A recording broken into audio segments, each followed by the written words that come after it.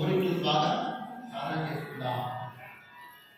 ఇక్కడ కుజారిష్టే కుజ పూజాంతకార్య కుజ ధ్యానం ప్రవక్ష్యామి రోగ పీడోపశాంతయే. ఈ కుజగ్రహ దేవత యొక్క దోషం వల్ల మనకు రోగాలు వస్తుంటాయి, దీర్ఘకాలిక రోగాలు, తాత్కాలిక రోగాలు. ఆ దోషం నశిస్తే రోగంతో నశించుకోవాలి. కాబట్టి మనకు తెలుసో తెలియని లోపల అంతర్గతంగా రోగాలు ఉన్నా, మనకు కానీ అనుకున్న కుటుంబ సభ్యులకు కానీ దీర్ఘకాలిక రోగాలు ఏమైనా ఉన్నా నశించాలి అంటే కుజగ్రహ దేవత యొక్క ఆశీర్వాదం కావాలి. అలాగే దానం చేయాల్సి వస్తే కందులు దానం చేయండి. కందులు దానం చేస్తే కనుక ఆ రోగాలు వస్తాయి.